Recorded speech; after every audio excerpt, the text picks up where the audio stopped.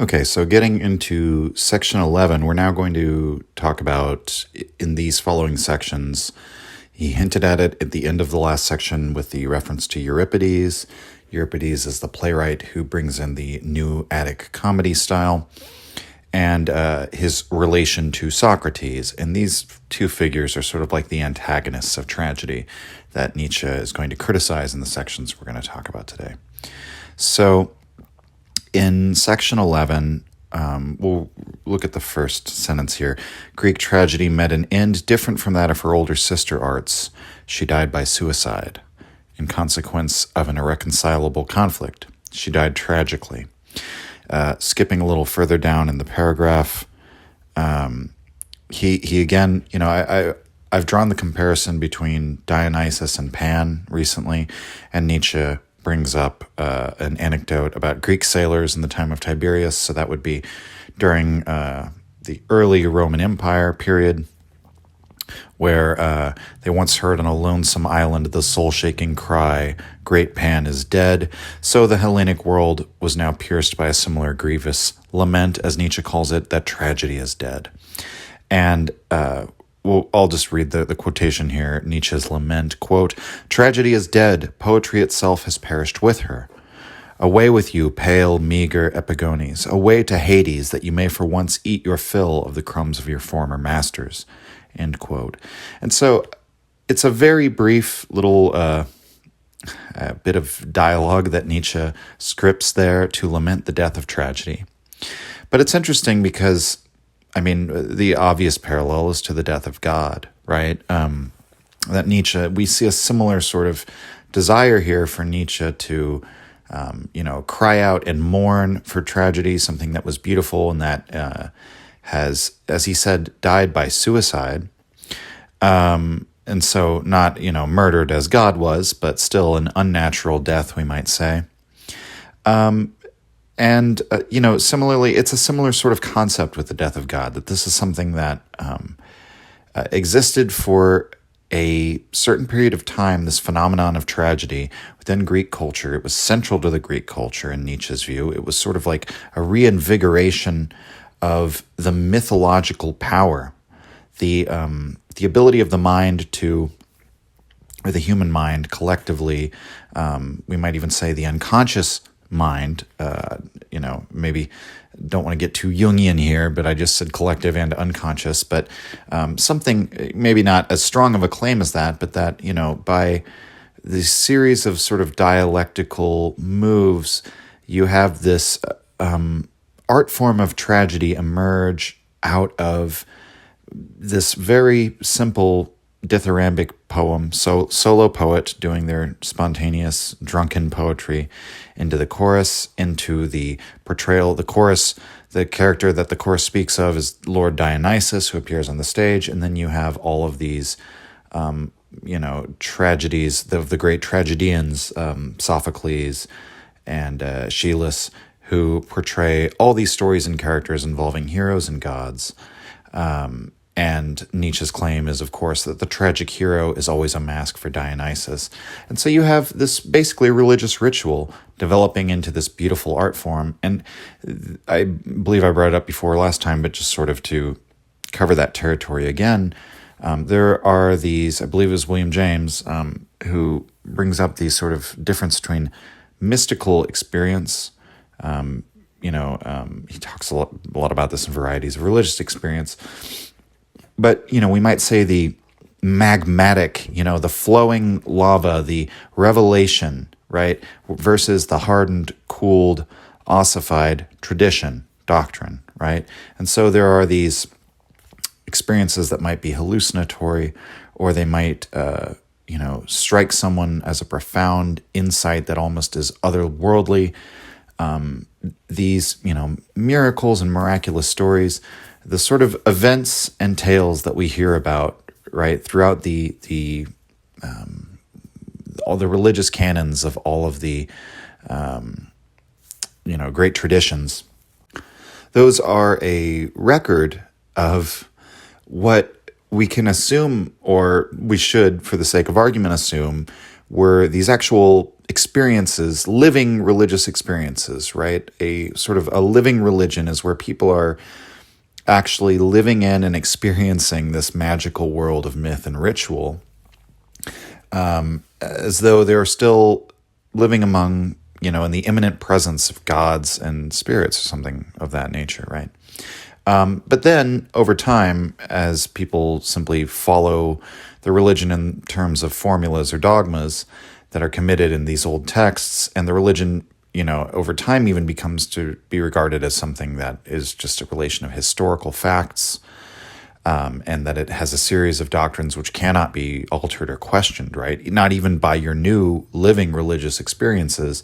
This was Emerson's great criticism in his Divinity School address, that historical Christianity treats God, it acts as though God were dead, right?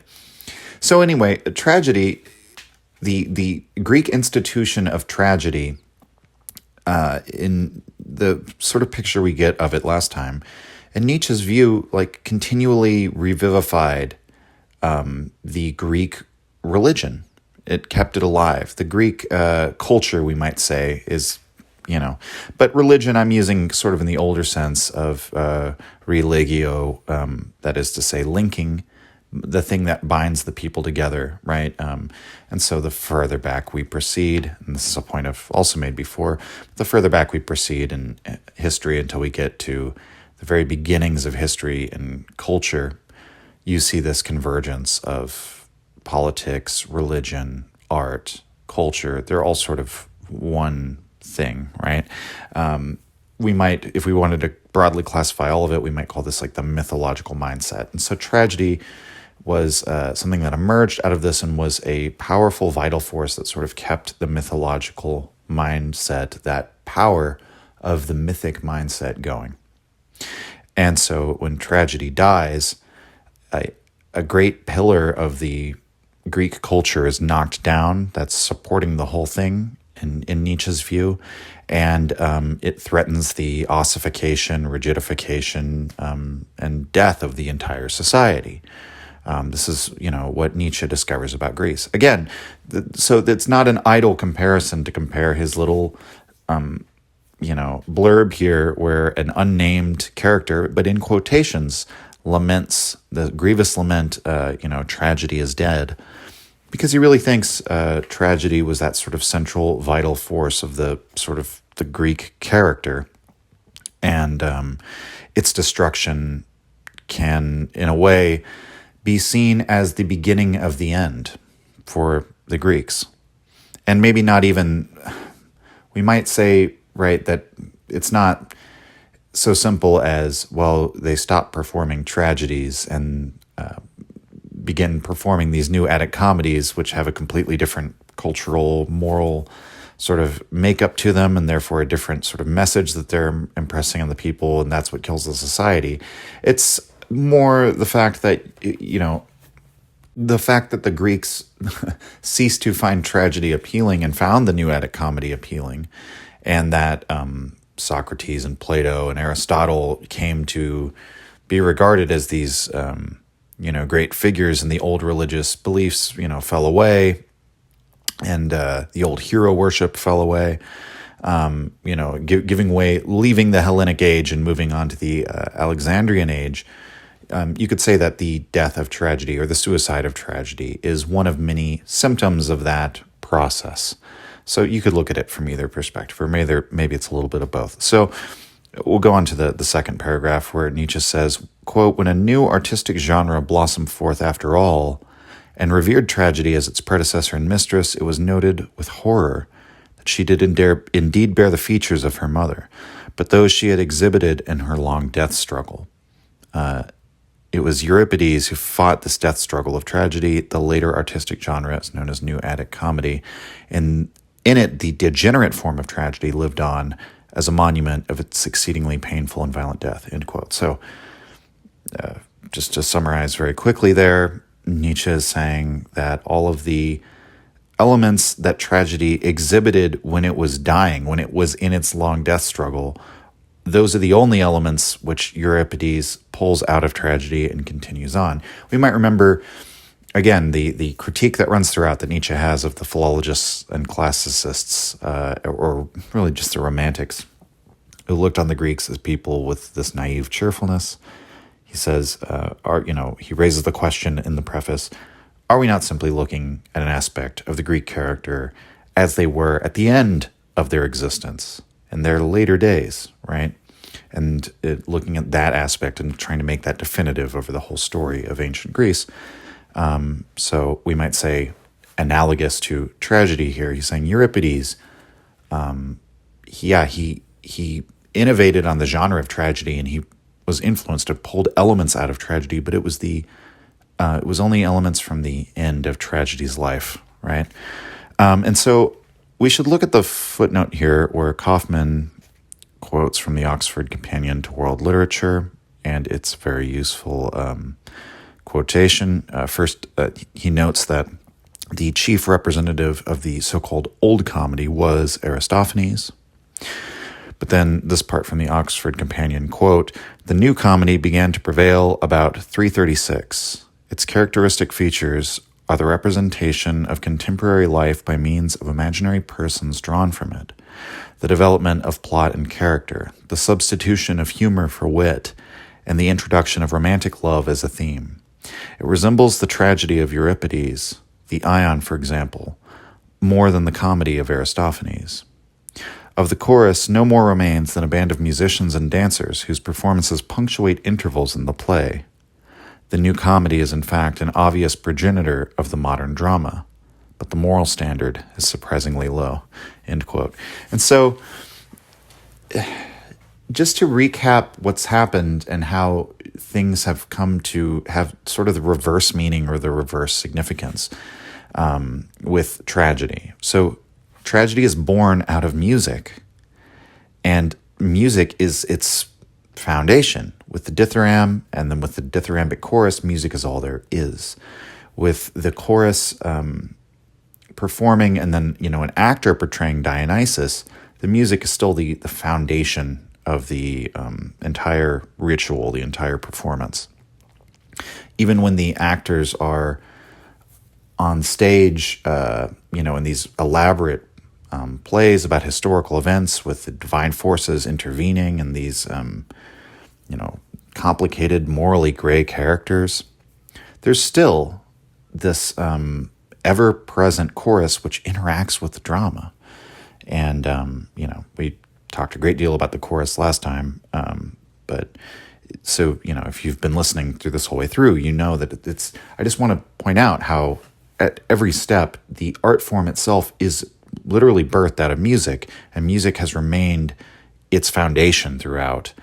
And that lack of understanding in Euripides, in Nietzsche's view, is sort of implied in this quotation from the Oxford Companion, that the chorus becomes an ornamentation.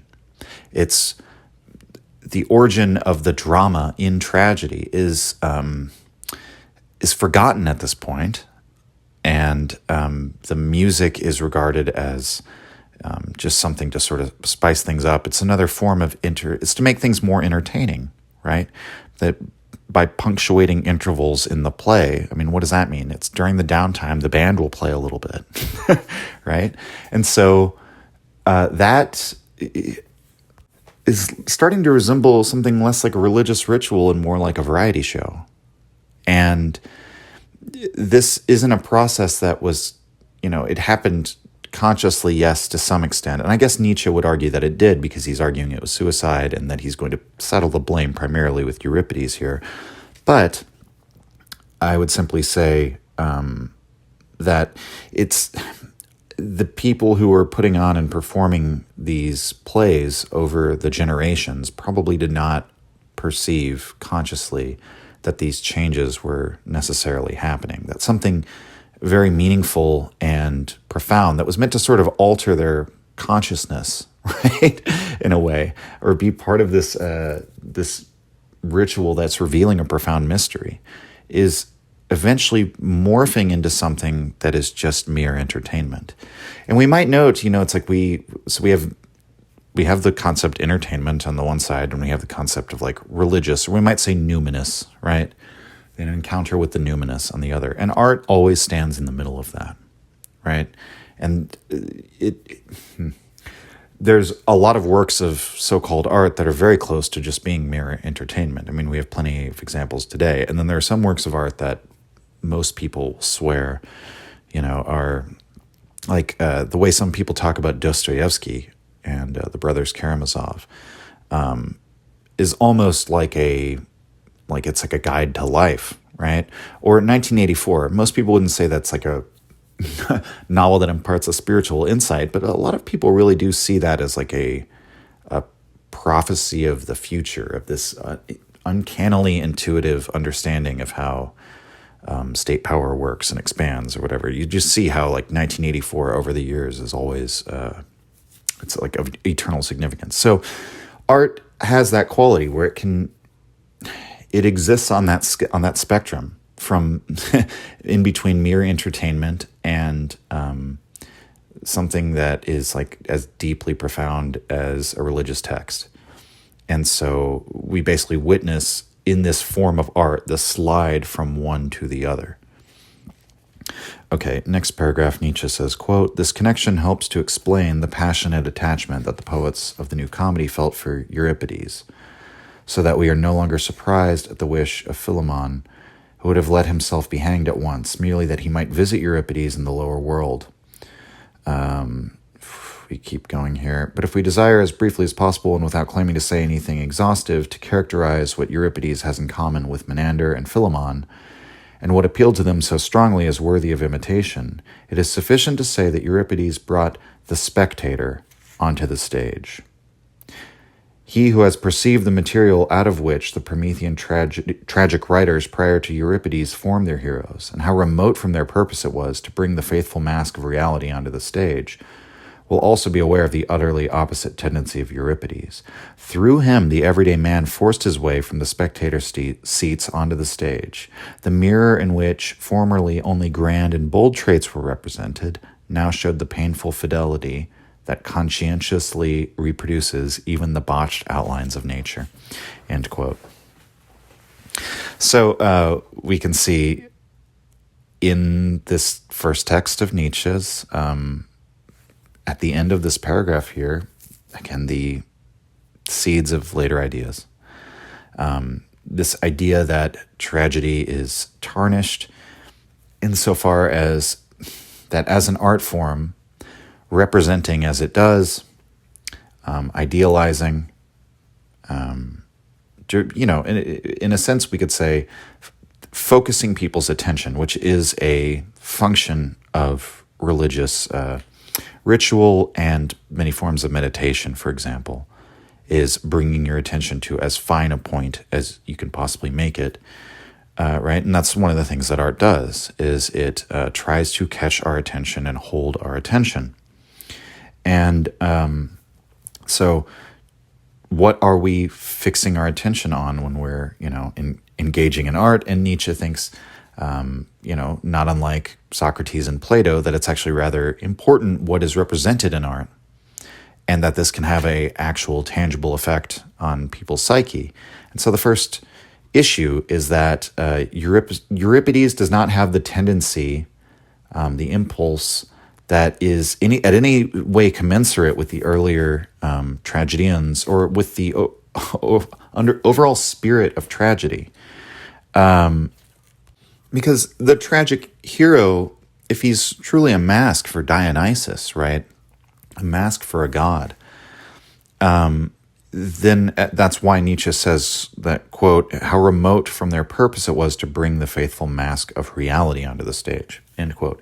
And that's sort of another thing with Nietzsche that's a subtext throughout, that you'll see. It's really a subtext throughout his entire canon, that reality itself is a mask. I mean, this is where Nietzsche's head is at during some of those unpublished notes that really could be abused by sophists, where Nietzsche says there's no precisely facts or when he's talking about moral facts, he says it's precisely that there are no facts, only interpretations of the facts. And I believe in his notes he even says, expands that to phenomena in general, not even moral facts or moral phenomena, but phenomena, there are not only interpretations of phenomena, right? And people take that a lot of ways. I think that for my purposes here, the reason why I'm invoking that is that Nietzsche is just always keen to remind us that any one of our attempts to portray universal absolute truths from an immaculate perspective, so to speak, are not actually that. That is a mask we're employing, that we're trying to get as close to that quote-unquote reality as possible, but that there is always a perspectival element that we can't escape from, that it never produces, we never produce anything that is actually properly universal or absolute. And so there's something that he sort of criticizes that's another just like subtext throughout of this idea of realism in art or naturalism in art. And that part of an essential part of tragedy, and maybe perhaps all art, is the fact that it is, in some sense, it's not trying to faithfully portray reality, but is actually sort of antagonistic to reality.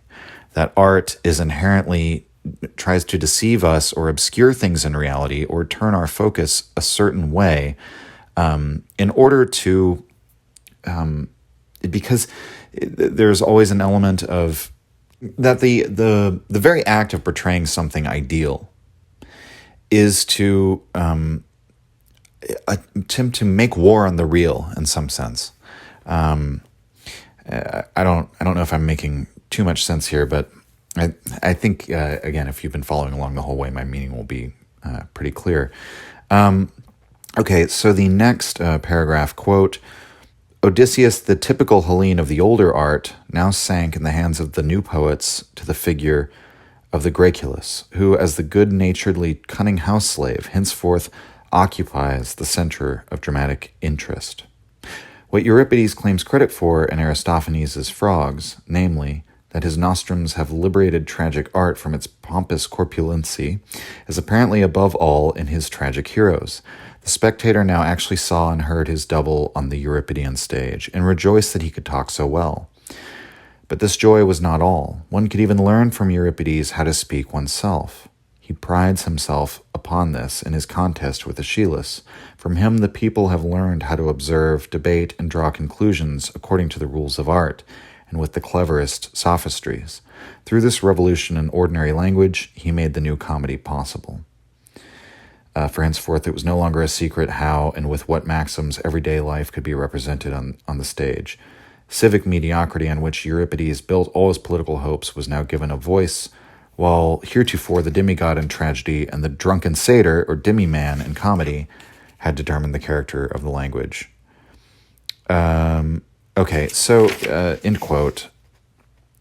So we should say, just to clarify, because I don't know if I've been clear on this, Euripides is still technically within the genre of tragedy, but it is his work that gives way to the new Attic comedy, right? He's a transitional form, we might say.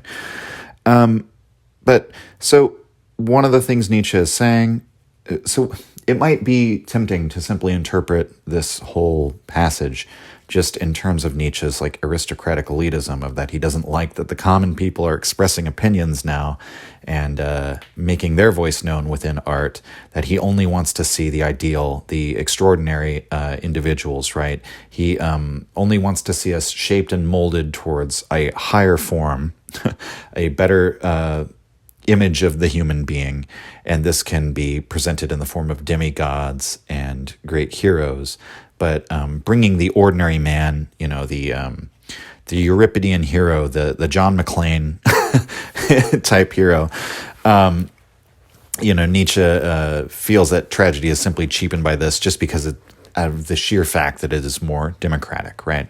It's very tempting to just reduce it down to that, but I would say notice the language that he uses. From him, the people have learned how to observe, debate, and draw conclusions according to the rules of art and with the cleverest sophistries.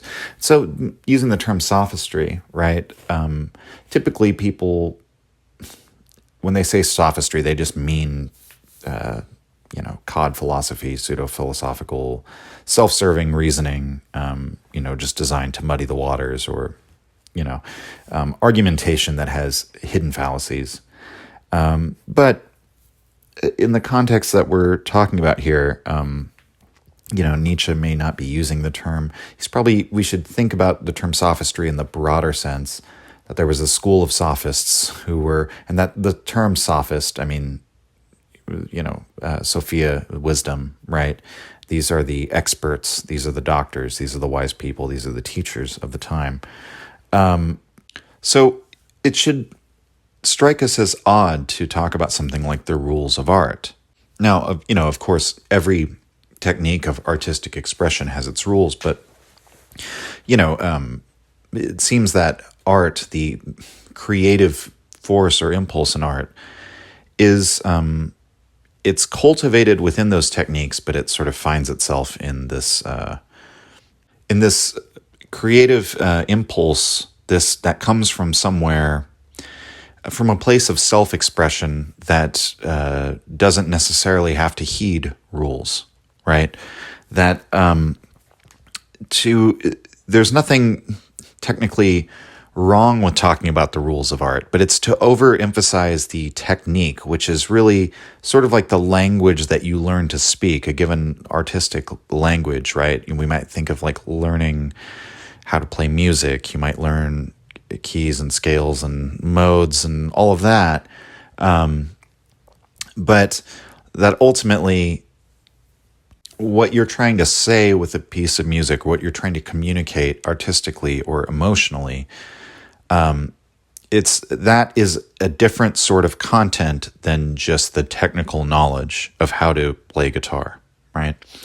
And, it's exact the same thing with writing a novel. You develop your command of language, right? But the actual content of a novel can't be reduced to just the technical aspects of writing and grammar or what have you, right? And so there's this artistic thing that is not contained within rules, is not something that you can just derive from observing and practicing. You can't treat that that raw emotional artistic core of the creative process. You can't just treat that as another technique. And this is going to be Nietzsche's big problem with Euripides and Socrates. So that's why we're seeing it here now, and it's sort of Nietzsche's explanation for why the common man, the spectator, could breach that magic circle of the Apollonian representation, storm the Bastille of the magic wall of the Dionysian chorus, and the spectators come onto the stage, right? Well, how could they do this? In Nietzsche's view, there would be no possible artistic, there'd be no comparison between, the inner life and the emotional, power of a play about someone like Odysseus versus, a play about John Q. Public, right? About just the average person. That, so how is it that the average person who is not an extraordinary hero, is not himself this ideal, character, can create a compelling drama that could, sort of be a match for the dramatic tragedies of the past? And it's insofar as they've learned the techniques for how to create these emotional scenes or compelling characters that you can learn the techniques of writing a compelling drama like a science, that it doesn't have to come from that primordial, artistic, religious place that we've been speaking of that sort of, encounter with the primordial pain and contradiction. And so, again, this is Nietzsche's explanation of how the demos, the people, entered into the dramatic institutions of Greece is by thinking, we'll say, Socratically, as will become clear as we go on. But and so to finish out the paragraph really quick, quote, the Aristophanean Euripides prides himself on having portrayed the common, familiar, everyday life and activities of the people about which all are qualified to pass judgment.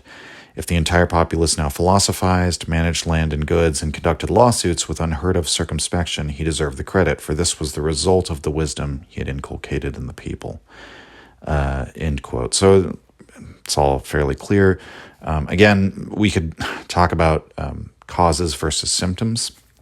It seems like the entire zeitgeist of Greece at this time is going through like a democratizing, smashing up of these old religious institutions that of property and status and class and bloodline and religion, and allowing for more democratic participation in the city-states. Okay, so next paragraph, quote, it was to a populace thus prepared and enlightened that the new comedy could address itself. It was Euripides who had taught, as it were, the chorus. Only now the chorus of spectators had to be trained. As soon as this chorus was trained to sing in the Euripidean key, there arose that drama which resembles a game of chess, the new comedy, with its perpetual triumphs of cunning and craftiness. But Euripides, the chorus master, was praised continually. Indeed, people would have killed themselves in order to learn still more from him, if they had not known that the tragic poets were quite as dead as tragedy. But with that, the Hellene had given up his belief in immortality, not only his belief in an ideal past, but also his belief in an ideal future. End quote. So that line is very important. That this does sort of correspond. This is in the middle of a decline in religiosity in the Greek city-states. At least I would say that's Nietzsche's perspective, and I think that there is good evidence for that. This is a centuries-long process, by the way, very, very slow. But also this is occurring while a democratizing is happening. And during this time, the Hellene gives up their belief in immortality and some sort of eternal significance to life, and they're also giving up their beliefs in these ideals, in the ideal past and the ideal future. And he says that the Euripidean drama gives way to new comedy, which resembles a game of chess. So again, I almost feel like breaking down that metaphor is to, exactly what he means when he says that. We've all seen, some of the works of fiction I really enjoy are sort of like that, where you have a story that is just very well put together, in which the characters are shrewd and cunning, and the audience is entertained in seeing just a well put together character driven plot, right? But Nietzsche is sort of saying it had all the emotional weight, all of the moral weight stripped out of it, or sort of yanked out of the foundation of it. And so we get at the end of the paragraph, quote, the passing moment, wit, levity, and caprice are its highest deities. The fifth estate, that of slaves, now comes to power, at least in sentiment, and if we may still speak at all of Greek cheerfulness, it is the cheerfulness of the slave, who has nothing of consequence to be responsible for, nothing great to strive for, and who does not value anything in the past or future higher than the present, end quote. And so that is a way, a very useful way of looking at how healthy a society is, or even an individual for that matter, is the degree to which they're willing to sacrifice things in the present for the future. And I think it's a measure of an unhealthy society when they're sacrificing the future or the past for the sake of the present. And that's sort of how Nietzsche, he talks about the cheerfulness of the slave who has nothing of consequence to be responsible for. We might take issue with that characterization of slavery, but I suppose Nietzsche is I mean, he's talking about a real type of figure that was portrayed in these dramas. And also, we might note that in this period of time, if you didn't have a sort of family lineage, that was akin to having no past and no future, basically. If you didn't have an ancestral worship, then that was, then you had no ancestor gods that to pray to and to protect you, and you had no sense of your future immortality, in the afterlife with them.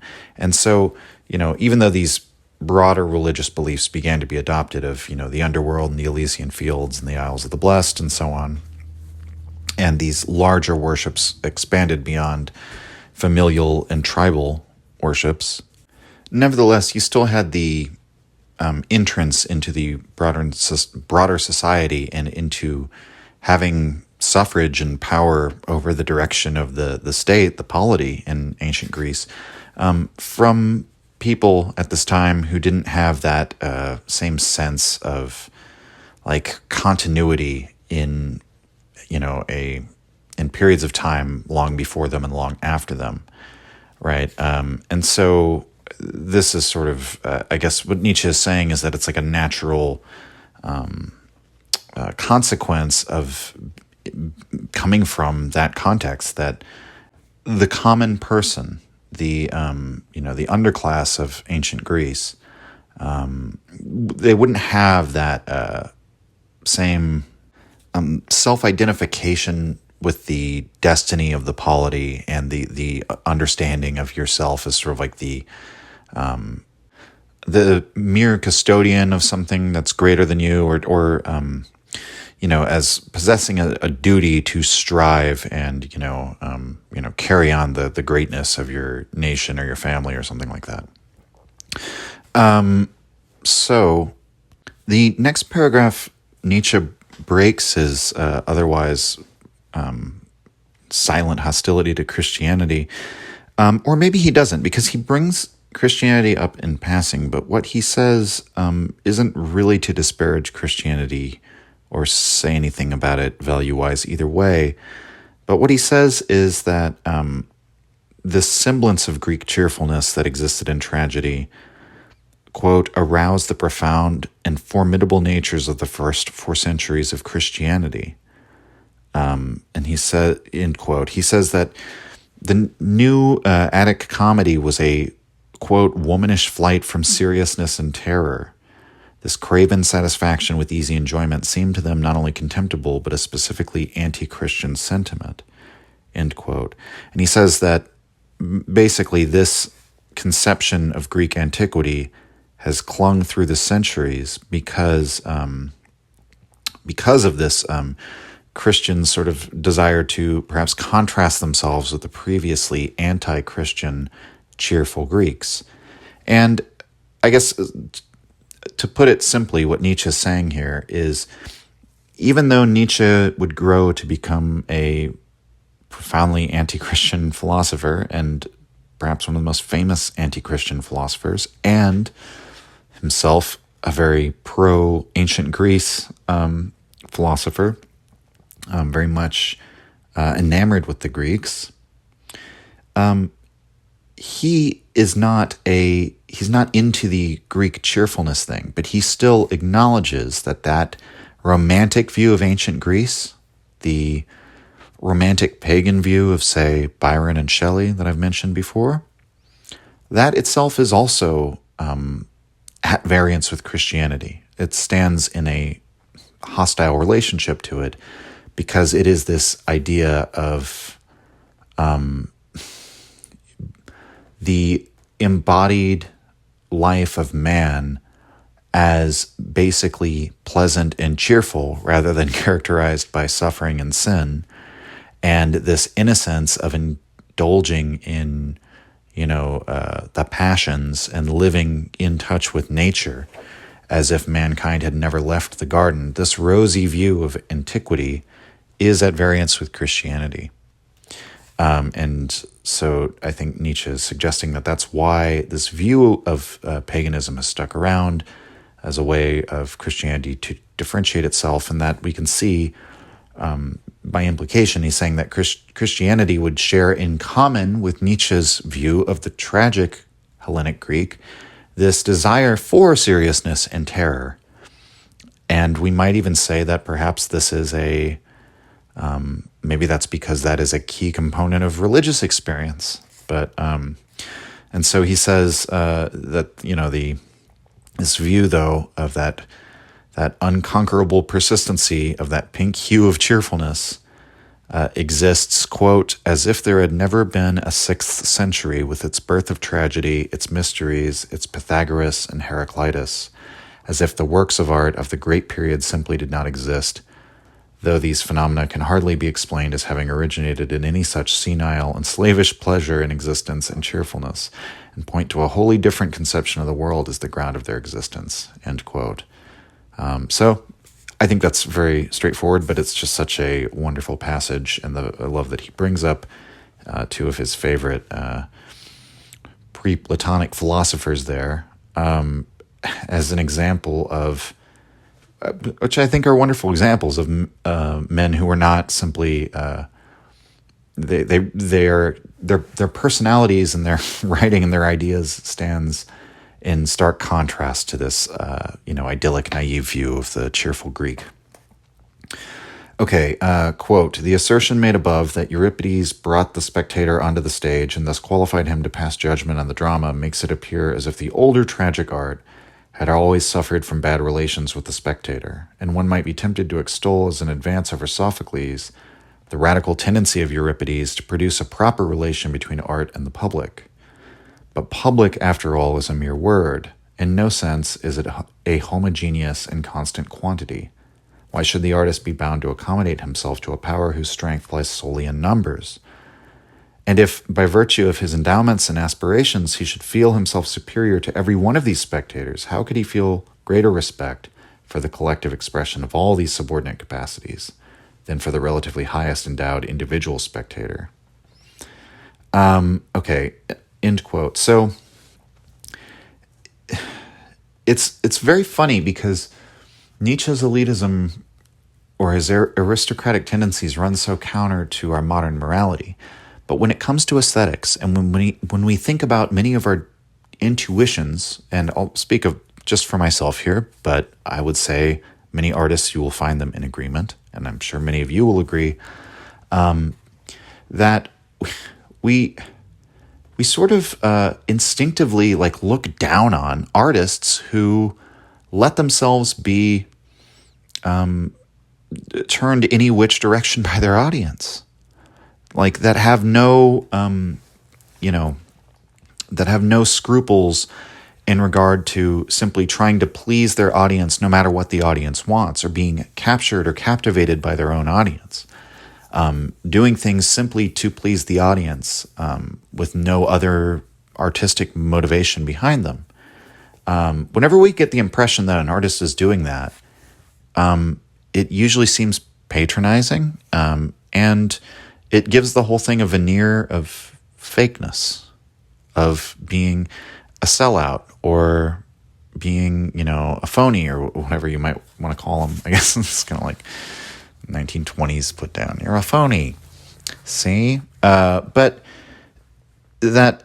so Nietzsche, in some sense, is saying, okay, if we're going to say that Euripides created this proper relationship between art and the public by introducing the voice of the common man, his criticism of this is that the artist should not actually attempt to accommodate himself to a power whose strength lies solely in numbers.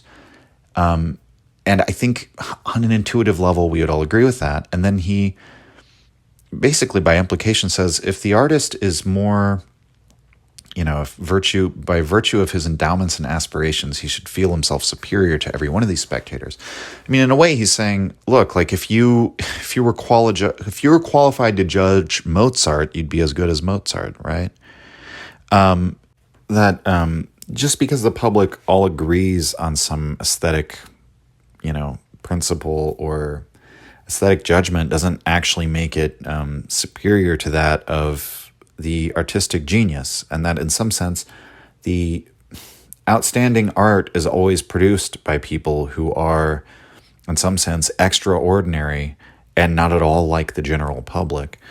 And, even though we do mostly, I would say, elevate art today based on the popularity of the general public, so, Nietzsche's worst nightmare, even then, we would all acknowledge that the people who have the capacity to even do that have to be of extraordinary capabilities, usually.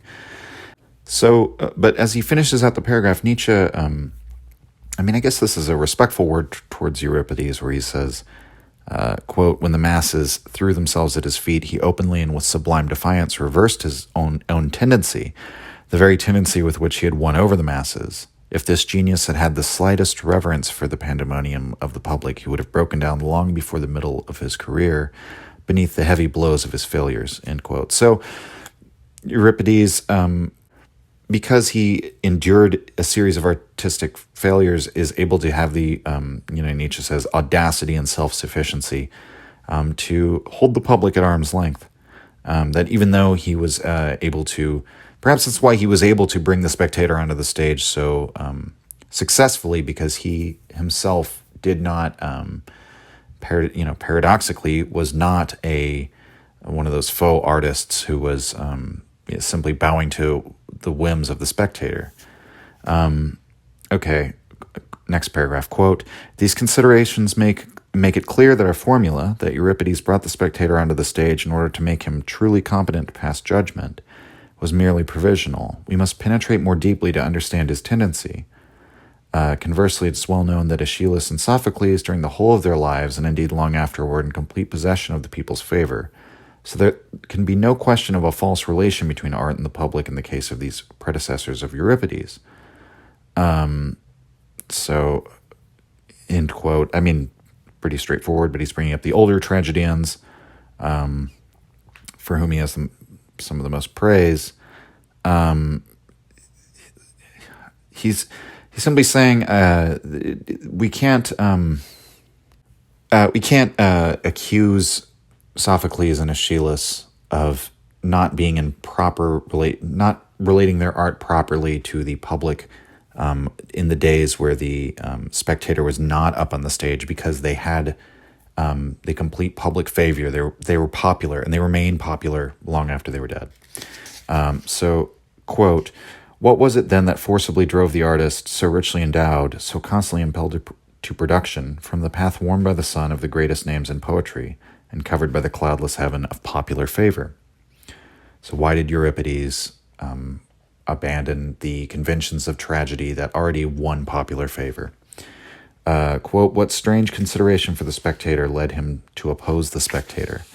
How could he, out of too great a respect for his public, despise his public?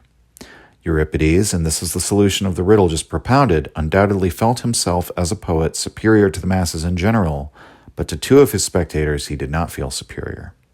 He brought the masses onto the stage, but these two spectators he revered as the only competent judges and masters of his art. Complying with their directions and admonitions, he transferred the entire world of sentiments, passions, and experiences, hitherto present at every festival performance as the invisible chorus on the spectators' benches, into the souls of his stage heroes. He yielded to their demands, too, when for these new characters he sought out a new language and a new tone. Only in their voices could he hear any conclusive verdict on his work. Okay, of these two spectators, one is Euripides himself. Euripides as a thinker, not as a poet," end quote. Okay, so just to gloss through that previous paragraph, what Nietzsche's getting at here is that Euripides, the reason for, he says, the solution to the riddle of why Euripides would move beyond the conventions of the past tragedians, and why he would bring the Spectator onto the stage but not be himself captured by the audience, is because he was making sure his art was conforming to these two spectators that he really cared about. Nietzsche's way of putting this, I've always found a little bizarre. we could just say that in his conscience, in the Euripidean conscience, right? Nietzsche says the first spectator is Euripides himself as a thinker and not as a poet, and he's about to tell us that Socrates is the other spectator, right? But the comment about him being a thinker, not a poet, we might remember Nietzsche's comments from earlier in the text, where he's talking about how the poet can represent himself as, in an Apollinian sense, portray themselves as a representation within their work, but because Nietzsche believes that, in some sense, genius is impersonal and unconscious, and something which, or we might say, is instinctive, which comes from something primordial within the self that's not guided by the rational conscious intellect, that the genius producing, say, dramatic poetry is not actually the rational mind of that person. That the poet, insofar as they even are a poet and can be called a poet, is completely empty of the subjective, what would we say, the content of their subjective will, the objects of their individual subjective willing in the world. This is all very much derived from Schopenhauer and his ideas.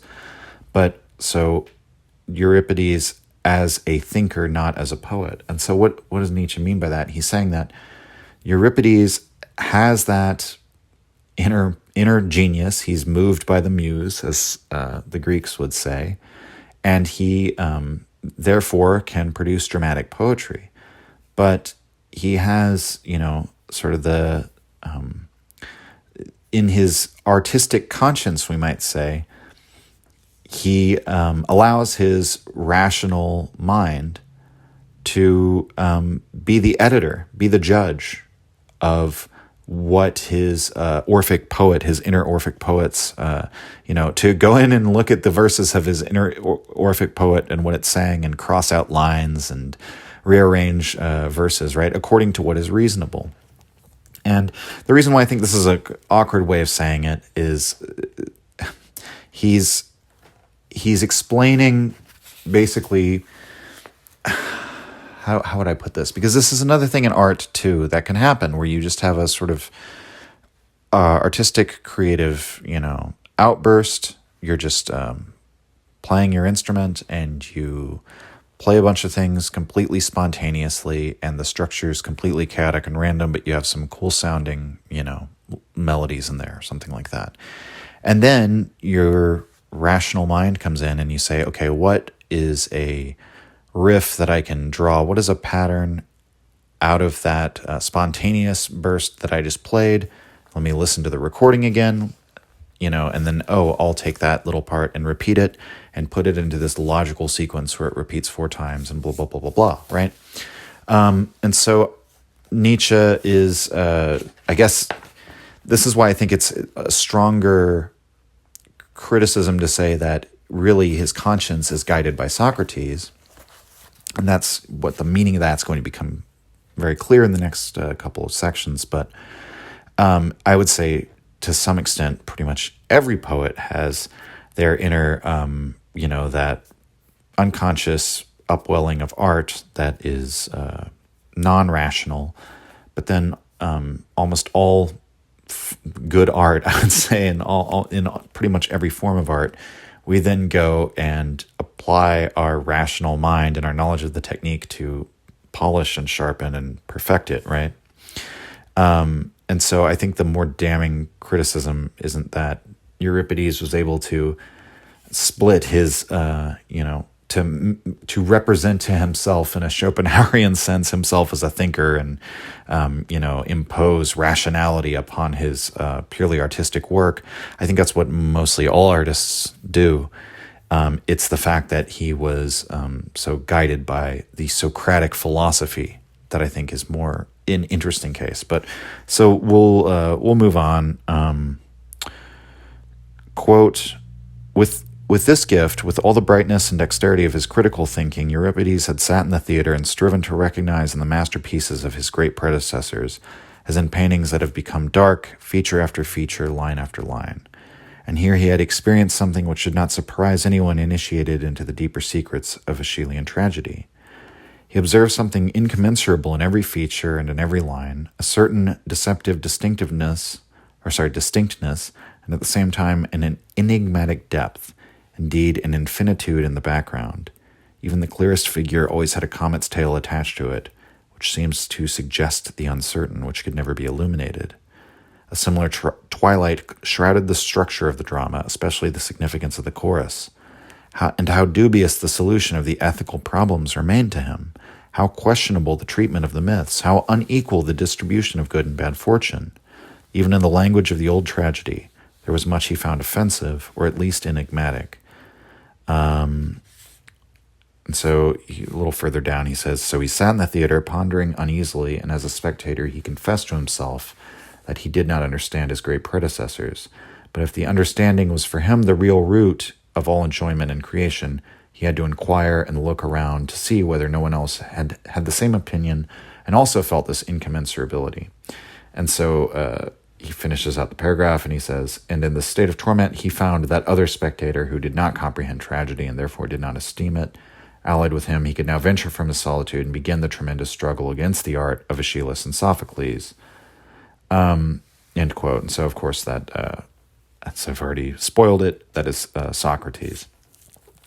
Again, notice the way he is presenting the case that Euripides looks into the essence of the old tragedy and doesn't understand it. To him, it doesn't make any rational sense because of its anti-realism, because of its anti-naturalism, because it doesn't attempt to faithfully represent the world, because, as he says, the dubious solution of the ethical problems remain to him, right? So rather than the characters getting their just due according to our moral assessment of them, very oftentimes just and righteous people are punished in tragedy, for example. And this is something that Socrates in the Republic, it's I believe in book 3, where he goes through all of the Greek, the great tragedies and myths of the Greek canon, and calls out line after line and scene after scene that will have to be removed because it, portrays gods, weeping or flying into fits of rage, or portrays great heroes doing, unsavory or cruel things. You can see that these are sort of echoes of an earlier time where the Greeks didn't have the same conception of morality that someone like Socrates had. But, when you look at the moral content of these plays, it could be appalling to somebody like Socrates, and he accordingly says that's why all of these great works need to be edited and revised, and none of this can be performed. We should forbid those kinds of depictions in art. Okay, so that's why I think it's not just that Euripides himself as a thinker is a spectator to his own art and the editor of it. It's that it's really not two spectators. I don't know why Nietzsche feels the need to do that, because it's that he should have just said the Euripidean conscience, his conscience was Socratic. That was the other spectator, was this Socratic view of having to have a sort of like moral sense and a logical sense and a realistic sense to art, and to therefore portray realistic, down-to-earth people. Okay, so we'll move on to section 12. Okay, so Nietzsche says, before we name this other spectator, joke's on you, Nietzsche, I already ruined it, but so he says, let us pause here a moment to recall to our minds our previously described impression of the discordant and incommensurable elements in the nature of Aeschylean tragedy. Let us recall our surprise at the chorus and the tragic hero of that tragedy, neither of which we could reconcile with our own customs any more than with tradition.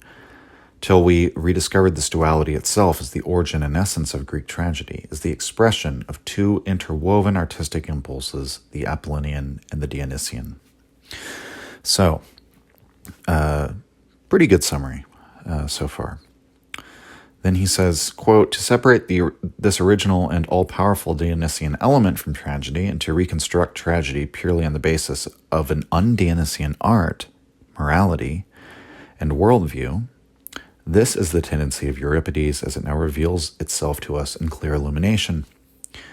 So the puts it quite clearly here. Nietzsche says that Euripides, guided by his Socratic conscience, removes the Dionysian element or wishes to excise the Dionysian element from art, because ultimately that is what is discordant and incommensurable. That is where this non-rational and therefore often irrational and unjust and arbitrary and cruel portrayal of the world comes from, is this this communion with the irrational, unconscious impulses, the Dionysian, pain, primordial pain and contradiction, right? Whereas the Apollonian, we can kind of imagine how you might see that whole individuating process and ability to represent things and therefore hold them at a dispassionate distance from self-identifying with them, to be a form of art that could be commensurate with the Socratic project, right? And so the target isn't really Apollo, it is Dionysus. But again, the Dionysian is almost one and the same thing with music in some sense. It was the Dionysian music that birthed tragedy. Of course, there was Apollonian forms of music, Nietzsche tells us, but that ultimately, at the basis of tragedy, it's so this twin root, this twin genealogy of tragedy that's so fundamental to it. Music taking out that Dionysian element, relegating it to the, the new Attic comedy thing where the band is just sort of there to play in the intervals between the scenes, right? Making music subordinate. It sort of strikes at the very root of what tragedy is to Nietzsche. Okay, so next paragraph. Quote, is the Dionysian entitled to exist at all? Should it not be forcibly uprooted from Hellenic soil? Certainly, the poet tells us, if it were only possible, but the god Dionysus is too powerful.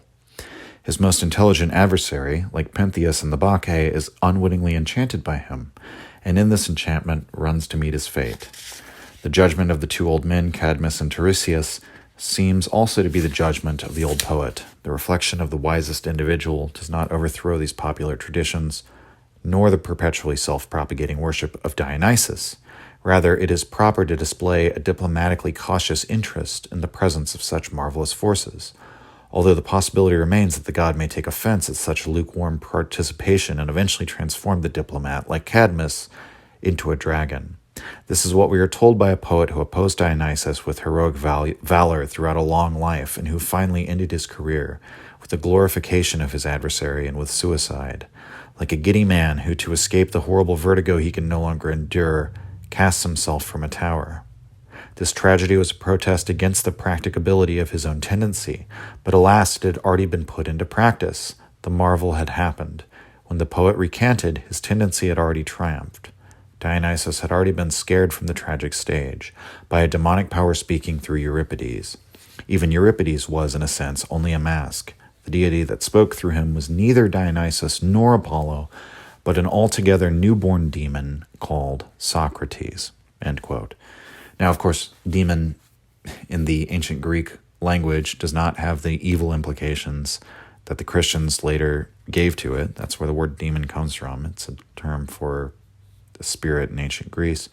And Socrates said that he had a demon. That was a personal demon that followed him around.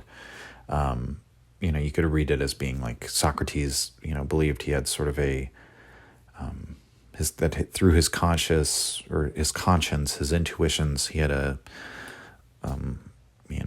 direct link to the divine divinely sanctioned, understanding of the order of the world or what have you. So the play he's talking about there is the Bacchae. And I mean, without going into the explanation of the entire plot of the play, the gist here is that Euripides portrays Dionysus as a foreign Eastern deity, right?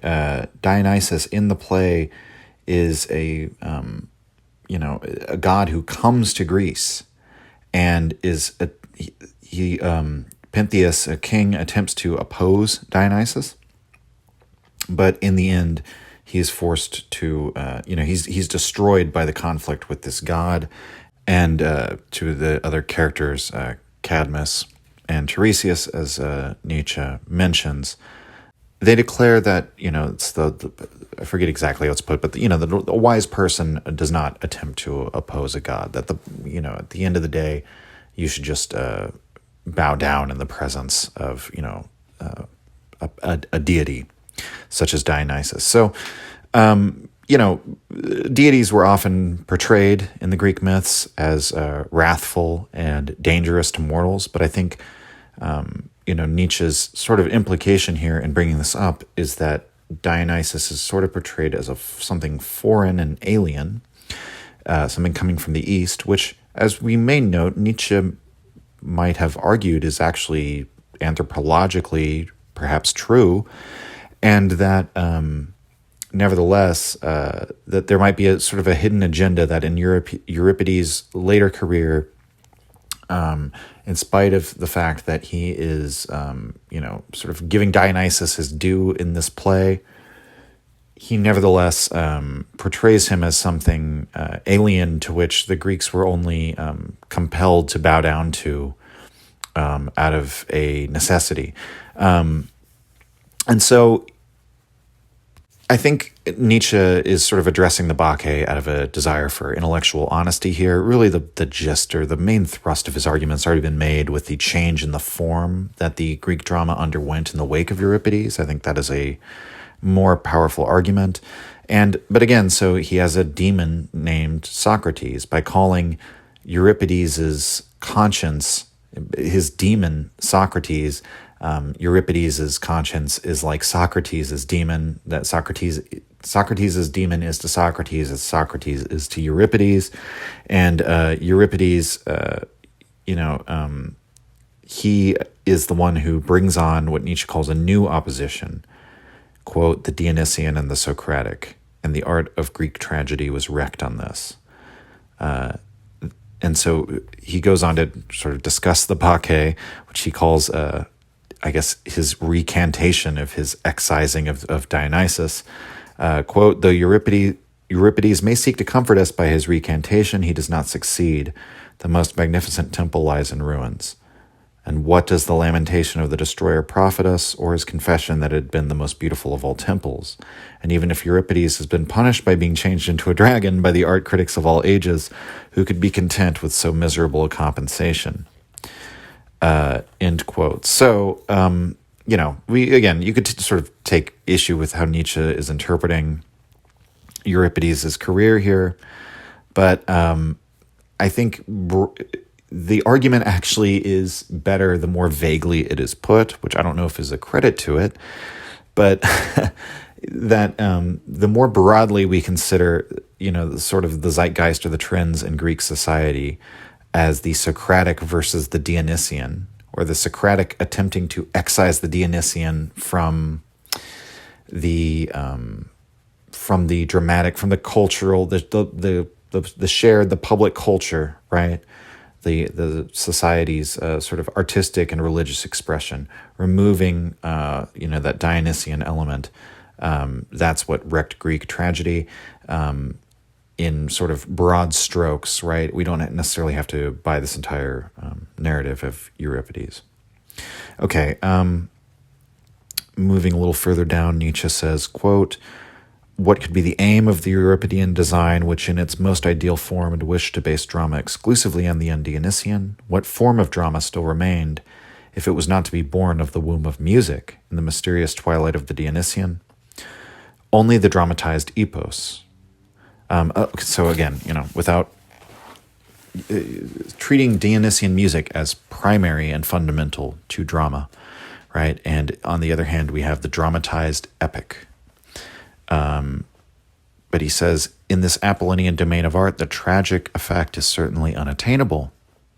The subject matter of the events represented is not decisive. Indeed, I suggest that it would have been impossible for Goethe and his projected Nausicaa to have rendered tragically effective the suicide of this idyllic being, which was to have completed the fifth act. So extraordinary is the power of the epic Apollonian that before our eyes it transforms the most terrible things by the joy in mere appearance, and in redemption through mere appearance. The poet of the dramatized epos cannot blend completely with his images any more than the epic rhapsodist can. He is still that calm, unmoved contemplation which sees the images before its wide-open eyes. The actor in this dramatized epos still remains fundamentally a rhapsodist. The consecration of the inner dream lies on all his actions, so that he is never wholly an actor, end quote.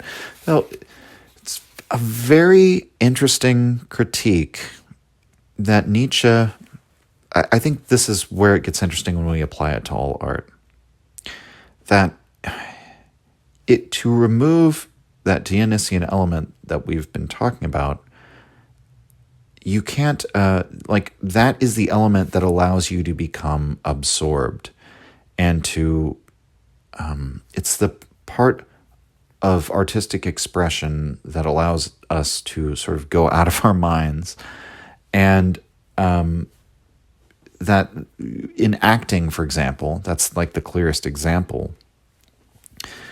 We might say specifically in, say, method acting, you become completely absorbed with the character and you actually are that character. And that it's the difference between that and somebody, consciously contriving a story that they tell, where all the characters, are assembled logically, so to speak, where they're, you affix all of them a rational, self-interested motivation or what have you. And I mean, I suppose, I don't know if I'm really getting it across, but just that this could really apply to any form of art. It's not actually the form of art or the form of artistic expression that's important here. It's just that, using acting, it's particularly easy to get it across. But that really what he's saying that, aside from the fact that he is saying he's specifically talking about dramatized epic poetry, the deeper issue is stripping that emptying of the conscious subjective willing from the artistic, experience, and the ability to become absorbed and, lose oneself, dissolve one's self-image. And so he says, how then is the Euripidean play related to this ideal of the Apollonian drama, just as the younger rhapsodist is related to the solemn rhapsodist of old times? In the Platonic Ion, the younger rhapsodist describes his own nature as follows, quote, "When I am saying anything sad, my eyes fill with tears, and when I am saying something awful and terrible, then my hair stands on end with fright, and my heart beats quickly." End quote. Here we no longer remark anything of the epic absorption in mere appearance, or of the dispassionate coolness of the true actor, who precisely in his highest activity is wholly mere appearance and joy in mere appearance. Euripides is the actor whose heart beats, whose hair stands on end. As Socratic thinker, he designs the plan. As passionate actor, he executes it.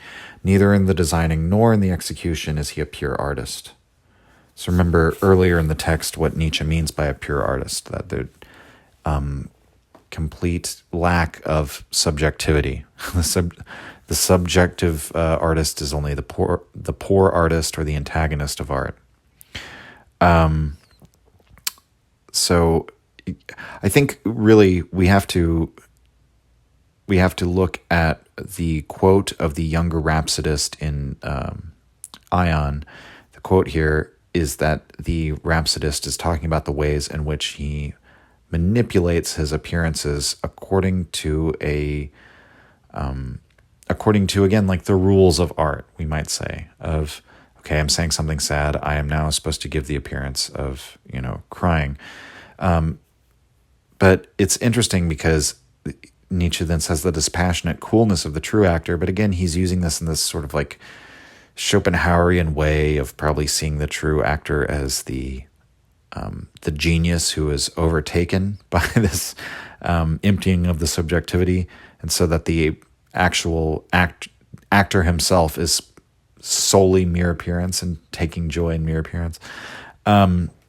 It's not really worth disentangling that further. But again, the Socratic thinker, he designs the plan. As the passionate actor, he executes it. It's the idea of this like rational, conscious takeover of the artistic world, brought on by Socrates.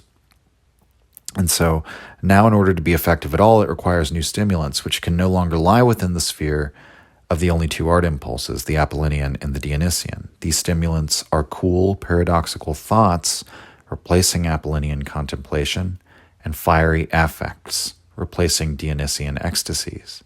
And it may be added, thoughts and affects copied very realistically and in no sense dipped into the ether of art. And so that's, I think, very instructive of an attempt at artificially, it's like the artificial creation of a new dialectic that might represent a sort of like almost caricature, a attempt to draw from scratch,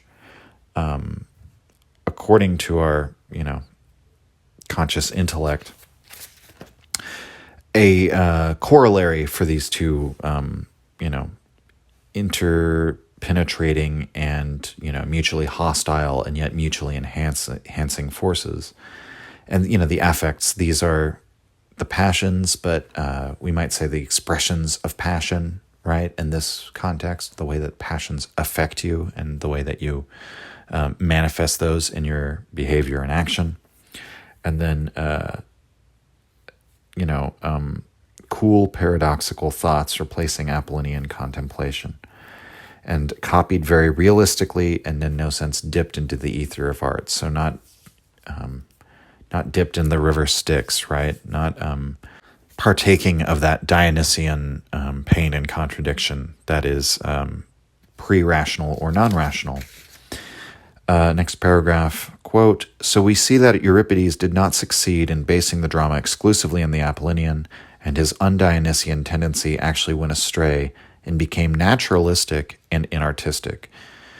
And so again, it's a subtext, but here he makes it really clear, if we're paying attention, that naturalism, or we might say in modern terms, realism in art, realism is opposed to art in the fundamental sense in Nietzsche's view, that art is against reality, so to speak, and it's against what should rationally, realistically be the case in a portrayal of reality. If you were trying to faithfully portray a reality, that's not what art is. And so he says, now we should be able to come closer to the character of the aesthetic Socratism, whose supreme law reads roughly as follows, quote, "To be beautiful, everything must be intelligible." As the counterpart to the Socratic dictum, knowledge is virtue. With this canon in his hands, Euripides measured all the separate elements of the drama, language, characters, dramaturgic structure, and choric music, and corrected them according to this principle. The poetic deficiency and degeneration, which are so often imputed to Euripides in comparison with Sophocles, are for the most part products of this penetrating critical process, this audacious reasonableness. End quote.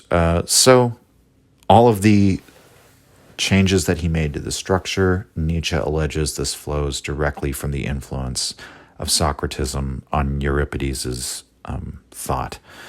And his example of this in the next paragraph, quote, "The Euripidean prologue may serve as an example of the productivity of this rationalistic method. Nothing could be more uncongenial to the technique of our own stage than the prologue in the drama of Euripides. For a single person to appear at the outset of the play, telling us who he is, what precedes the action, what has happened so far, even what will happen in the course of the play, would be condemned by a modern playwright as a willful inexcusable abandonment of the effect of suspense. We know everything that's going to happen. Who would want to wait till it actually does happen? After all, we do not even have the exciting relation of a prophetic dream to a reality that comes later on. But Euripides did not think like that at all. The effect of tragedy never depended on epic suspense, on a fascinating uncertainty as to what is to happen now and afterward, but rather on the great rhetorical lyrical scenes in which the passion and dialectic of the protagonist swelled to a broad and powerful current. Everything laid the ground for pathos, not for action, and whatever was not directed toward pathos was considered objectionable. But what interferes most with the hearer's pleasurable absorption in such scenes is any missing link, any gap in the texture of the background story. So long as the spectator has to figure out the meaning of this or that person, or the presuppositions of this or that conflict of inclinations and purposes, he cannot become completely absorbed in the activities and sufferings of the chief characters, or feel breathless pity and fear." End quote.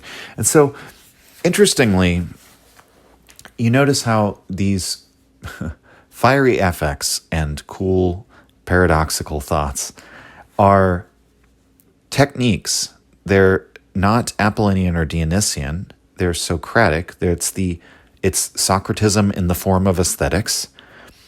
And what does Nietzsche say it achieves is pathos. And this does absorb the audience, because these are basically a refinement of, finding the ways to make a scene which is emotionally resonant with people for a certain end, based on one's, in this case, based on Euripides' moral agenda of making the world intelligible and making, virtue properly rewarded, and so on and so forth. And so, in any case, he's saying that it's actually a sort of masterstroke of Euripides, that he realizes that it's not as if the audience is sitting there, as if what they're getting out of the performance is not knowing whether or not, Oedipus is actually going to end up killing his father and marrying his mother, right? To use a Sophoclean example, it's he zeroes in on the powerful thing is the pathos of a given scene. This is very similar to how Nietzsche would criticize Wagner, by the way, when he later would criticize Wagner. So it's very interesting, because he's very much enamored with Wagner at this point in time. But when he's in Nietzsche contra Wagner, it's in the case of Wagner, when he's sort of calling Wagner a magician and saying that he sort of just like starts with a scene in which he finds where the powerful emotional content is going to be, and then does, works his magic to play upon the heartstrings of the audience as a sort of manipulator rather than a true artist. That is the impression that I'm getting here. That's really his criticism of Euripides. It's just interesting that he would have later used this to condemn Wagner, but he apparently did not see that at this time. So, okay, next paragraph, quote, "Aeschylean, Sophoclean tragedy employed the most ingenious devices in the initial scenes to place in the spectator's hands, as if by chance, all the threads necessary for a complete understanding, a trait proving that noble artistry which, as it were, masks the necessary formal element and makes it appear accidental. Yet Euripides thought he observed that during these first scenes the spectator was so anxious to solve the problem of the background history that the poetic beauties and the pathos of the exposition were lost on him, so he put the prologue even before the exposition and placed it in the mouth of a person who could be trusted. Often some deity had to guarantee the plot of the tragedy to the public, to remove every doubt as to the reality of the myth, somewhat as Descartes could prove the reality of the empirical world only by appealing to the truthfulness of God and his inability to utter falsehood." I guess we'll just finish out. Euripides makes use of the same divine truthfulness once more at the close of his drama in order to reassure the public as to the future of his heroes. This is the task of the notorious Deus ex machina. Okay, so, end quote. A great example from modern times we might think of, and again, laudable cinema, but, Star Wars. Going all the way back to the original Star Wars. You realize you can make a more effective you can make your scenes more effectively entertaining and engrossing for the audience if they're not wondering, if they're not trying to figure out, okay, wait, who's the good guy? Who's the bad guy? Oh, is he with the good guys? Oh, I thought he was with the good guys. He was with the bad guy. The more that your audience is having to think about these things, the more you can simplify it down, the more you can just give them, rather than having to have them interpret a scene or judge whether a character is honest or not in a scene that's telling them some exposition or something.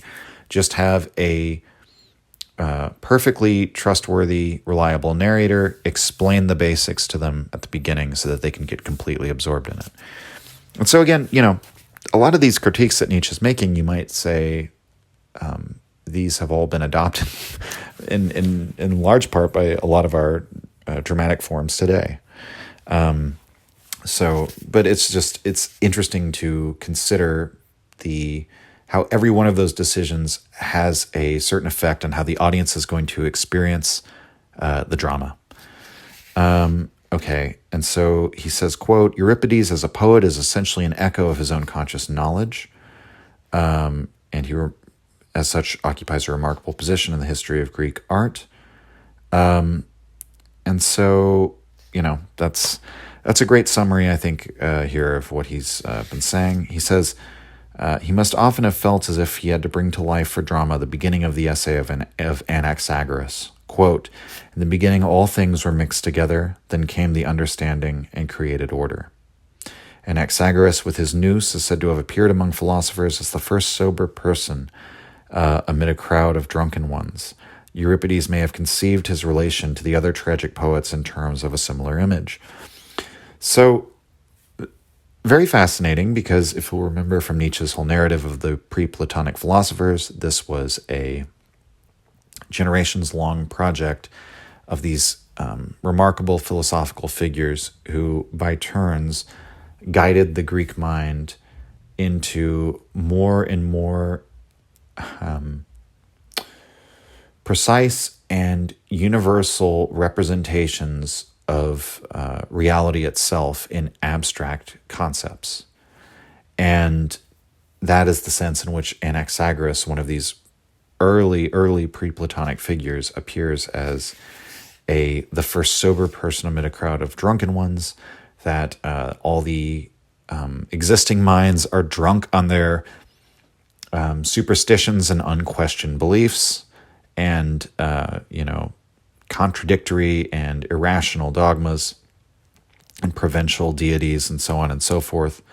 And so Nietzsche says, quote, as long as the sole ruler and disposer of the universe, the nous, remained excluded from artistic activity, things were all mixed together in a primeval chaos. This was what Euripides must have thought, and so the first sober one among them, he had to condemn the drunken poets.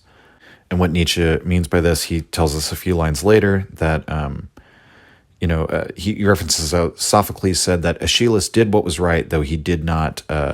He did it unconsciously, and Nietzsche says that the way Euripides would have seen it, influenced by Socrates, is that because Aeschylus did what he did unconsciously, he did what was wrong. He might have said that Aeschylus, because he created unconsciously, did what was wrong. The divine Plato, too, almost always speaks only ironically of the creative faculty of the poet, insofar as it is not conscious insight, and places it on par with the gift of the soothsayer and the dream interpreter. The poet is incapable of composing until he's become unconscious and bereft of understanding. So that's sort of how we've been talking about the Dionysian as an essential part of art, right? But like Plato, this is quoting Nietzsche again, Euripides undertook to show the world the reverse of the unintelligent poet. His aesthetic principle that to be beautiful, everything must be conscious is, as I have said, a parallel to the Socratic to be good, everything must be conscious. So we may consider Euripides as the poet of aesthetic Socratism. So, I think that this case is very straightforward at this point. Socratism demands that reason rule, and that virtue is only created by the mind, which is not simply acting. There's no virtue in simply acting correctly by happenstance, doing so unknowingly or blindly. that's just sort of happenstance. It's when the conscious mind brings reason before it and then uses reason to shape its actions that you can get self-discipline, virtue. And so he reiterates that Socrates is the second Spectator, the most important statement of his case here is Euripides is the poet of aesthetic Socratism. I think it gets his point across very clearly. So we'll move on to 13. Quote, that Socrates was closely related to the tendency of Euripides did not escape the notice of contemporaneous antiquity. And so he's going to give us some evidence for his case here. The most eloquent expression of this felicitous insight was the story current in Athens that Socrates used to help Euripides write his plays. Skipping down a little bit, to the influence of Socrates and Euripides, they attributed the fact that the old Marathonian stalwart fitness of body and soul was being sacrificed more and more to a dubious enlightenment that involved the progressive degeneration of the powers of body and soul. It is in this tone, half indignant, half contemptuous, that Aristophanic comedy used to speak of both of them, to the consternation of modern men who are quite willing to give up Euripides, but who cannot give sufficient expression to their astonishment that in Aristophanes Socrates should appear as the first and supreme sophist, as the mirror and epitome of all sophistical tendencies. End quote. I just will say as a brief footnote of my own here, this is literally a comment that is similar to a footnote. You can see a really compelling case for this in Persig's Zen and the Art of Motorcycle Maintenance, that Socrates, it's sort of similar to Nietzsche's argument that Socrates has more in common with the pre-Socratics than with Plato, who is the student of Socrates, because Plato's a systematizer, whereas all the pre-Socratics are philosophizing prior to the existence of systems or schools of thought. So class Socrates, even though he's like a turning point, he's in essence a pre-Socratic, right?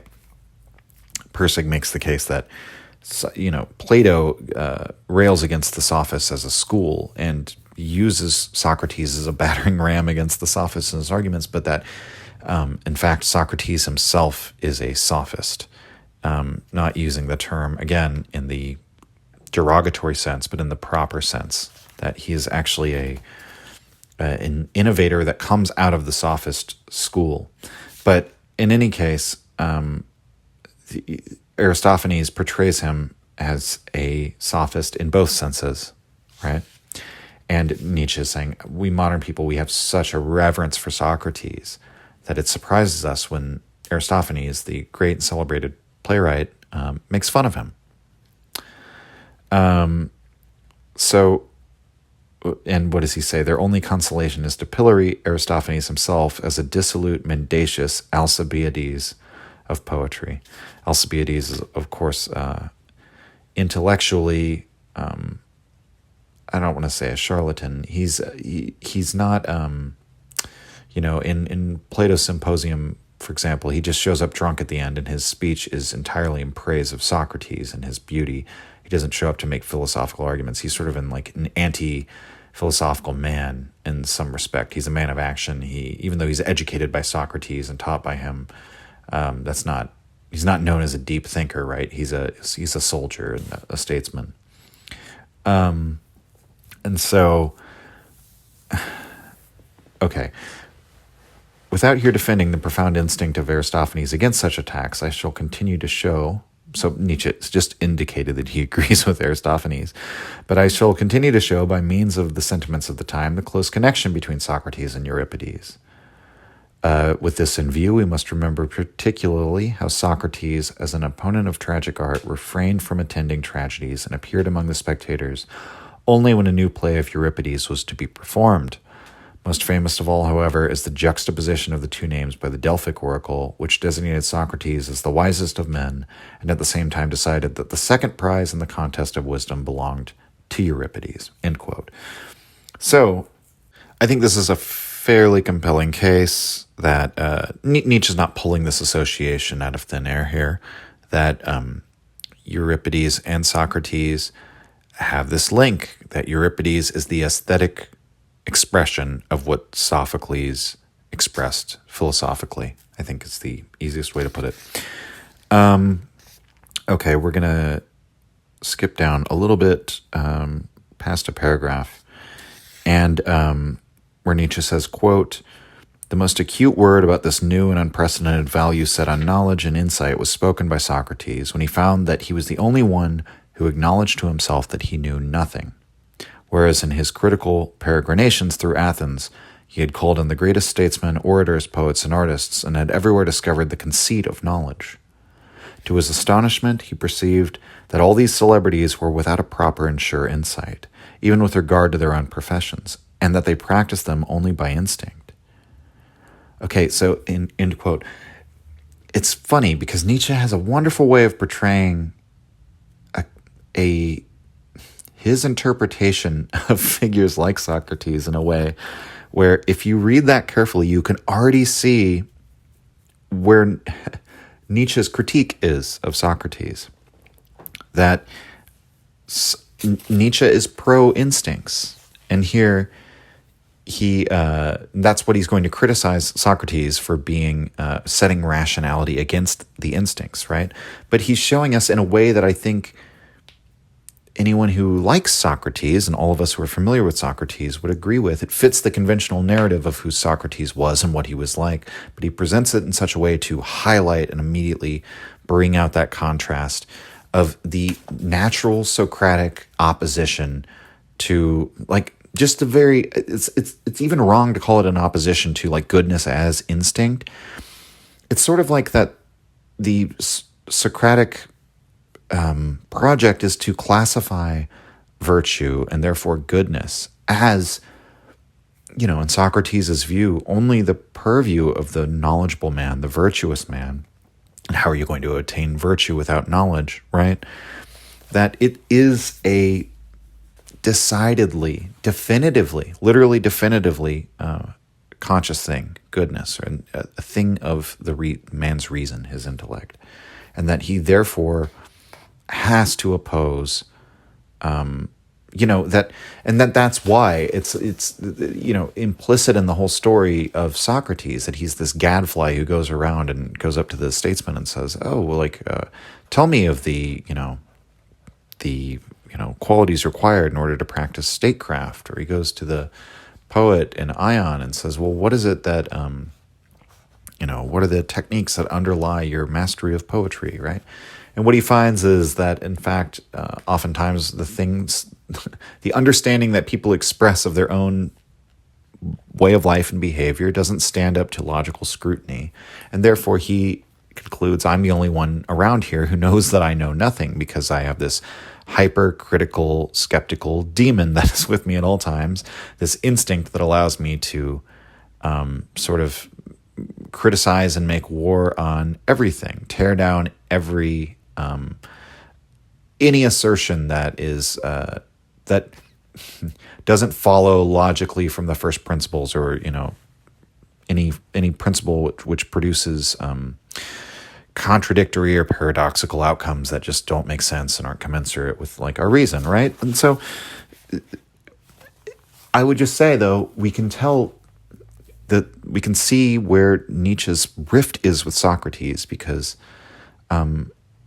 Nietzsche, I think, would be critical or would reject Socrates' attempt to define goodness away from, or define the instincts as necessarily having nothing to do with goodness, and that there was an inherent goodness in the fact that people, what would you say, did virtuous things, however you want to define that, or were productive and effective at what they did, and functioned and found,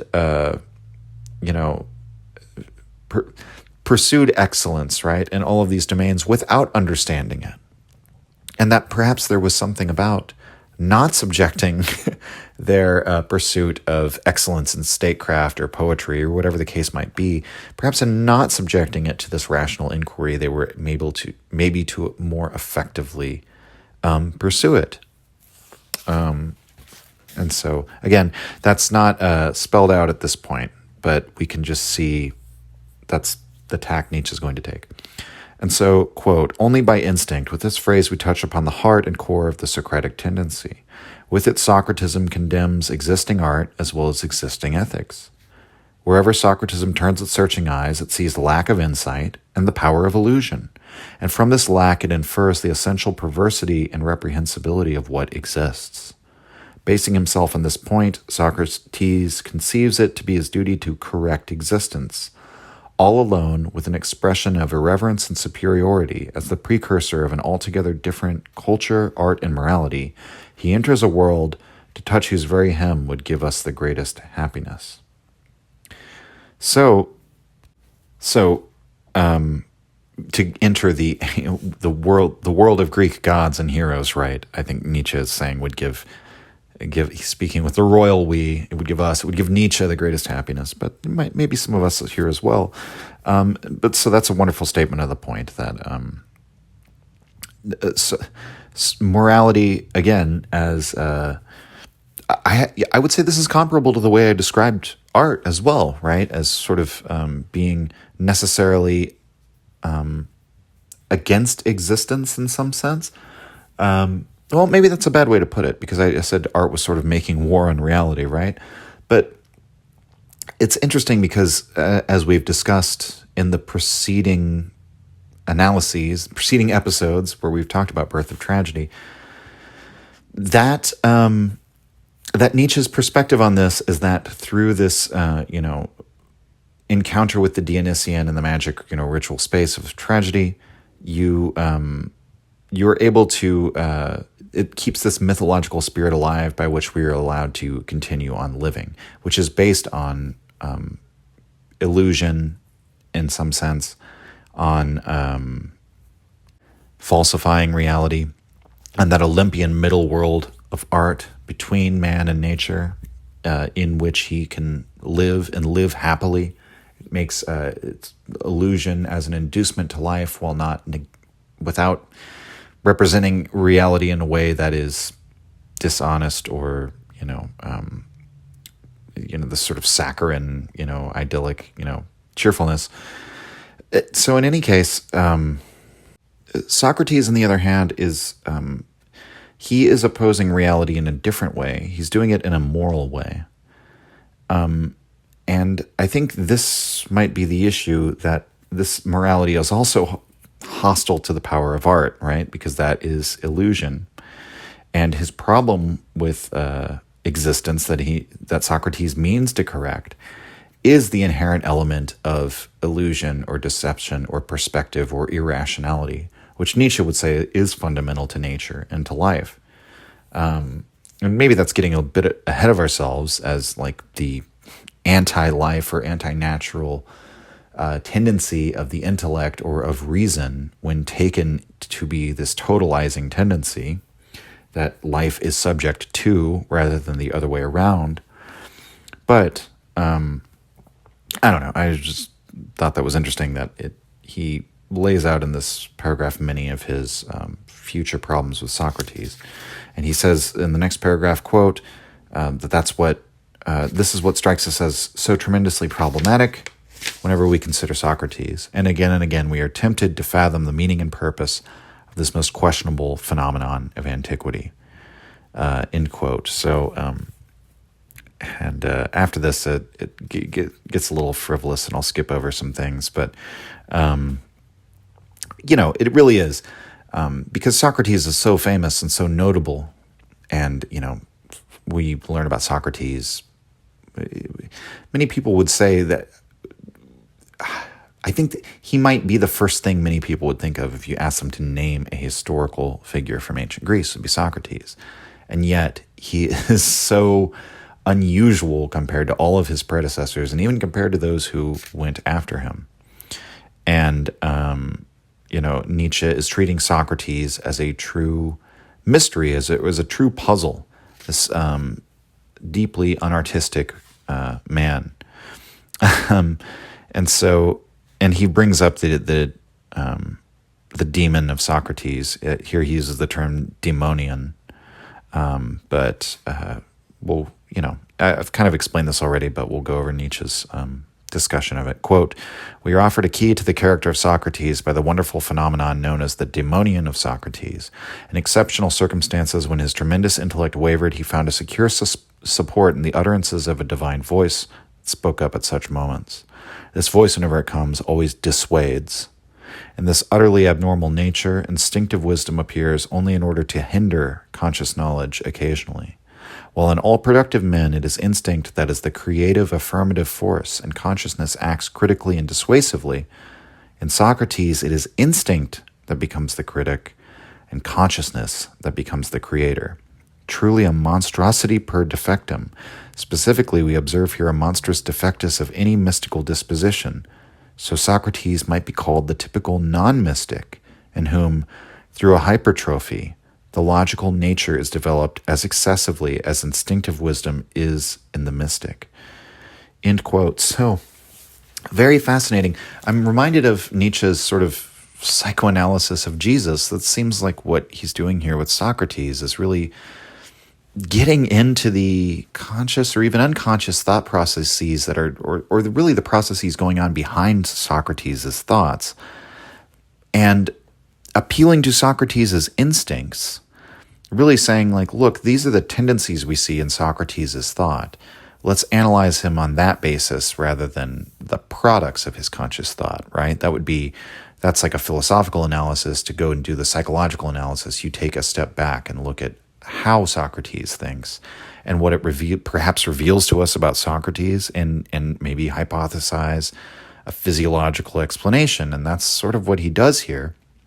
And I mean, just a couple things. So the daemonion of Socrates, that's what he's saying is his instinct, is the thing that dissuades or criticizes. It's interesting because we could maybe compare that to Mephisto, or say that that's almost really what he's saying is that he says in all productive men, it is instinct that is the creative affirmative force, and consciousness acts critically and dissuasively. So actually, no, that's what it is in all productive creative men, right?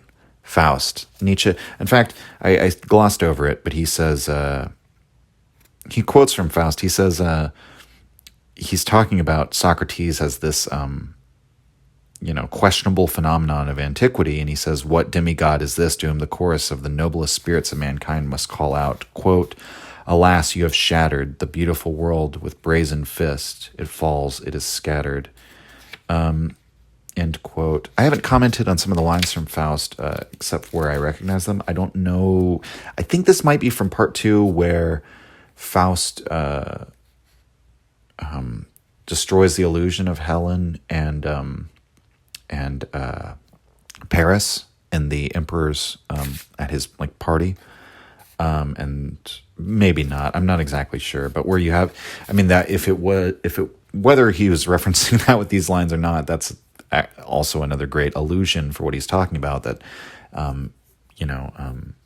Faust basically, there's this beautiful spell of these two illusory figures, these Greek larger-than-life characters of Helen of Troy, the most beautiful woman, the face that launched 1,000 ships, and the hero Paris, and they're right there in front of you as though they were flesh and blood. Oh wait, no, the illusion ends, and they disappear in a poof of smoke and a large explosion, right?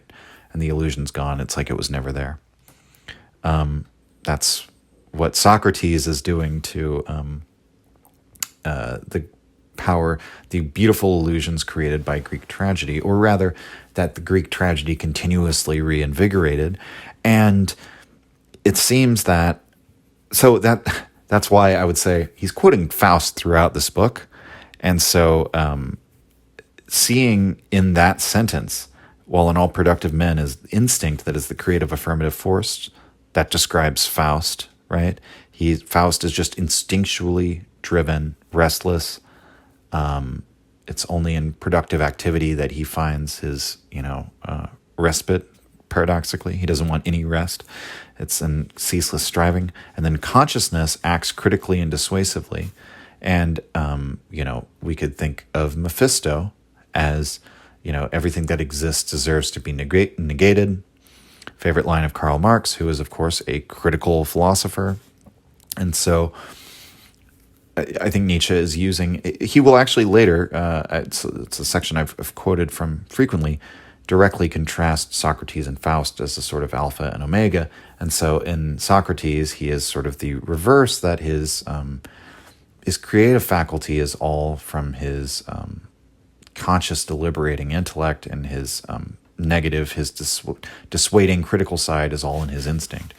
And that's what produces such a character like Socrates, who is critical and skeptical of everything, and always looking to show how our supposed insights are actually just easy explanations that mask our ignorance, and that we are often doing things out of blind instinct, and that is not okay, that we need to stop, that he's made war upon that whole that state of affairs, the natural state of affairs, and is correcting existence in that way. Okay, so we'll say, we'll skip a little bit further and quote, anyone who, through the Platonic writings, has experienced even a breath of the divine naivete and sureness of the Socratic way of life, will also feel how the enormous driving wheel of logical Socratism is in motion, as it were, behind Socrates, and that it must be viewed through Socrates as through a shadow. End quote.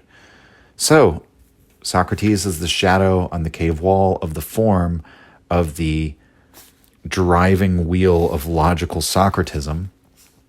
And so again, it's like Socrates is simply an expression of, it's paradoxical, because he just called him a non-mystic, and through hypertrophy, through the the opposite of atrophy, hypertrophy is something, a way overdeveloped faculty or instinct. And so he has a way overdeveloped instinctive logical urge, as Nietzsche calls it. And but paradoxically, that is in itself it's not clear exactly yet why that's irrational, but it's an irrational demand for, it's rationality pushed to the point of irrationality, to the point of nonsense, right? To the point of absurdity. It was what he would write in Twilight of Idols: we must either perish or become absurdly rational. And that Socrates, in a way, is not himself a conscious actor. He is, like all natural living beings, simply an expression of his instinct, that insofar as he is just acting out, manifesting this intense logical instinct, he is himself like the rhapsode or the poet in the throes of a muse. And so again, an idea that he presented in the chorus was that perhaps the irony, the great irony of Socrates. He puts it much more elegantly in the preface. I think I just called it the chorus. In the preface to this work that we read at the beginning, that his irony is that he is non-mystic, and yet he is the mystagogue of science, as he will later call him. And so we'll finish up with the last paragraph. Quote, his own sense of this relationship found expression in the dignified seriousness with which he everywhere, even before his judges, insisted on his divine calling. So even in front of the judges and the people who accused him of corrupting the youth, and you deserve to die, Socrates, because you've broken our laws, he insists still that he has a divine calling. Many parallels between Socrates and Jesus. Continuing, quote, at bottom, it was as impossible to refute him here as to approve of his instinct disintegrating influence. Okay, so just highlight that term, instinct disintegrating influence. In view of this indissoluble conflict, when he had at last been brought before the forum of the Greek state, only one kind of punishment was indicated: exile. Being thoroughly enigmatical, unclassifiable, and inexplicable, he might have been asked to leave the city, and posterity would never have been justified in charging the Athenians with an ignominious deed. But that he was sentenced to death, not exile, Socrates himself seems to have brought about with perfect awareness and without any natural awe of death. He went to his death with the calm with which, according to Plato's description, he leaves the symposium at dawn, the last of the revelers to begin a new day, while on the benches and on the earth, His drowsy table companions remained behind to dream of Socrates, the true eroticist. The dying Socrates became the new ideal, never seen before, of noble Greek youths. Above all, the typical Hellenic youth, Plato, prostrated himself before this image with all the ardent devotion of his enthusiastic soul. End quote. So, interesting etymology of the word enthusiasm, by the way. It means you are infused with theos, with like a divine fervor. It's a religious term. I'm probably getting the etymology wrong. I know I'm getting the meaning right. I think I'm getting the root words wrong, but that's not important at the moment. I'm sure you can go look it up yourself. Point being, we have here really the first statement in all of Nietzsche's work of the problem of Socrates, that it's famous detail of the whole Socrates case, but when he's brought before the court for his crimes, he's not threatened with death initially. He's threatened with exile, but Socrates, through his certainty in his own moral rightness, basically they ask him, what sort of punishment should you receive? And he says, I should be actually rewarded for all I've done for you. And, so they sentence him to death. And then even when he's in prison waiting to die, his followers show up and say, hey, we can, steal you, and you can steal off into the night. And you'll, be exiled, and you can go live the rest of your life somewhere. We'll help you escape. And he says, no, I have to stay. I've agreed, to die here. And so of course I will.